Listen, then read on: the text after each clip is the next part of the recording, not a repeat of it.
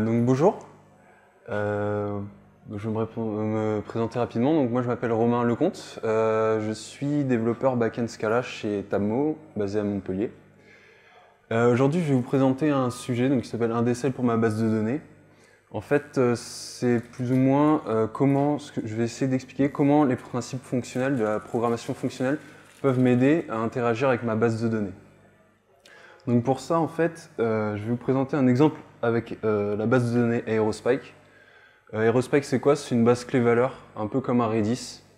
Je ne vais pas rentrer dans le détail parce que ça n'a pas trop d'intérêt pour la presse. Mais en gros, on va construire une librairie qui va nous permettre d'interagir avec Aerospike. Aujourd'hui, chez Tammo, on utilise une librairie qui s'appelle Reactive Aerospike. C'est une librairie c'est un client qui nous permet d'interagir avec Aerospike. Et donc là, je vous ai mis un exemple de code. Comment on l'utilise? Finalement, en instancie client, on peut récupérer un record qui est lié à une clé. Et ensuite, on va pouvoir extraire les valeurs du record et les renvoyer. Tout est stocké dans un futur puisque le client est asynchrone. Donc ça, c'est ce qu'on a aujourd'hui. C'est plutôt pas mal, mais le problème du futur, c'est que c'est pas une structure vraiment fonctionnelle dans le sens où, selon la façon dont on le déclare, on va pas avoir le même effet, on va pas avoir le même comportement. Si je déclare ma future sous forme de val, on va déjà faire des effets de bord, on va déjà aller faire un appel réseau vers notre base de données. Alors que si je l'avais déclaré sous forme de méthode, on n'aurait pas fait encore l'effet de bord d'aller contacter la base de données.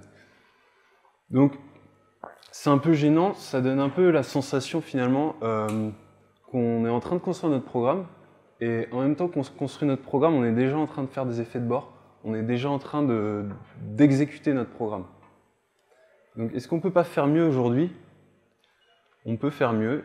Il y a une monade qui s'appelle la monade IO qui vient du monde Haskell. Il y a plusieurs implémentations qui existent en Scala. Et qu'est-ce qu'elle nous permet de faire, finalement, cette monade IO?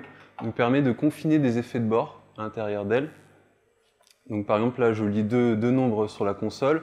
Si B est égal à 0, je lève une exception. Dans l'autre cas, j'affiche la division de A par B. Donc là, j'ai trois effets de bord. Mais je peux quand même déclarer mon IO en tant que val, parce que contrairement au futur, c'est lazy. Donc tant que je n'aurai pas appelé la méthode runOnSafe sur mon div, je n'exécuterai aucun effet de bord dans le monde réel. Donc finalement, on pourrait utiliser ça pour contacter notre base de données. Bon, il faudrait passer donc par exemple, je pourrais définir une méthode put qui permettrait d'enregistrer un record sur Aerospike en passant la clé, la valeur et également mon client.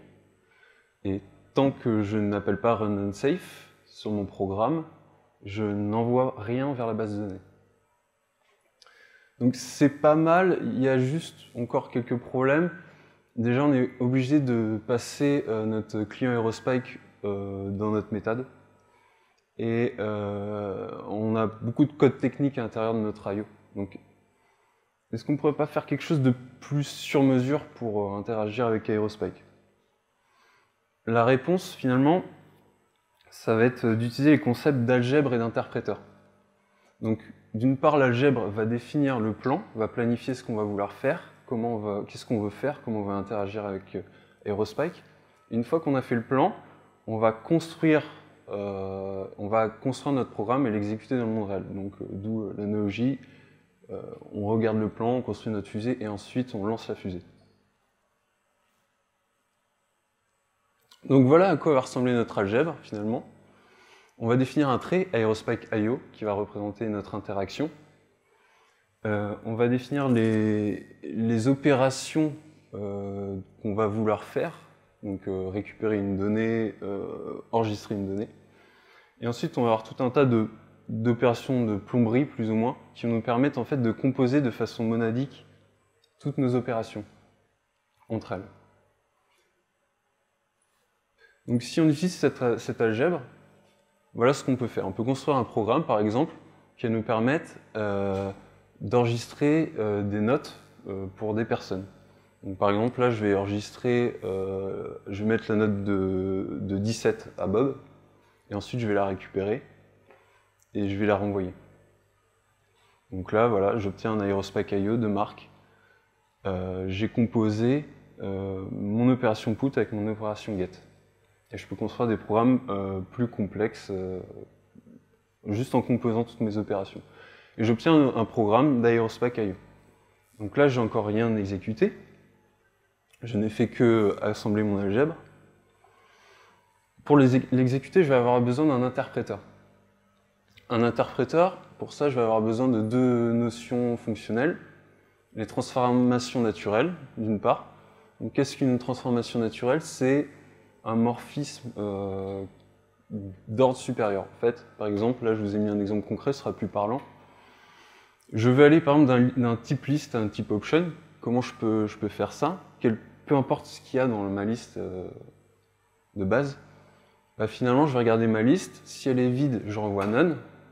S'il y a un élément de tête, bah, je renvoie un sum avec l'élément de tête. Voilà, là j'ai fait une transformation naturelle de list vers option. On va aussi avoir besoin d'une autre notion, c'est Clessley. Donc, je vais expliquer brièvement. Là, je vous ai mis un exemple, j'ai deux fonctions. Une qui prend un entier et qui ne garde que les entiers supérieurs à 0, qui les embarque dans un option. Et l'autre qui ne garde que les entiers inférieurs à 10.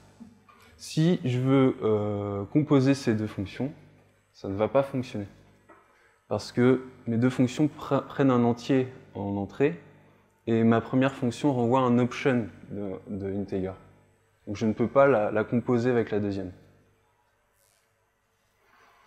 En revanche, avec Clessley, je peux le faire. Donc, finalement, c'est des fonctions qui vont renvoyer un type, un conteneur avec un type dedans, et je vais pouvoir les assembler entre elles. Et au final, à quoi vont me servir ces deux notions dans mon interpréteur? Bah, je vais avoir une transformation naturelle qui va aller de Aerospike.io vers une Clessley de futur, donc qui va envoyer un futur de A, et qui va prendre un Aerospike client en entrée. Donc, concrètement, à quoi va ressembler mon interpréteur? Bah, je vais prendre mon opération en entrée, donc toutes mes opérations, et je vais les transformer en Clessley.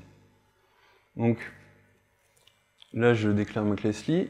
Qu'est-ce que je fais dans la Clessley? Bah, là, je vais vraiment faire une interaction avec ma base de données, je vais vraiment utiliser le code de la librairie Aerospike. Je vais déclarer un listener qui va remplir une promesse. Je donne le listener à mon client qui va faire l'opération d'aller enregistrer mon record auprès d'Aerospike et je renvoie la future qui est liée à ma promesse. Donc finalement, pour résumer, comment ça va fonctionner? Bah, je vais déclarer mon interpréteur. Donc ensuite, par exemple, je reprends l'exemple du programme que j'ai fait tout à l'heure avec enregistrement d'une note pour Marc et récupération pour Bob et récupération de sa note. J'ai plus qu'à interpréter mon programme. J'obtiens une Clessley. Et cette Clessley, en lui passant un client Aerospike, je vais pouvoir obtenir une future. Donc finalement, j'ai fait tous mes effets de bord ne soient exécutés qu'à la dernière ligne de mon programme. Donc si vous êtes intéressé par ce projet qui s'appelle Aerospike4S, il est sur le GitHub de Tammo. Voilà, je vous remercie.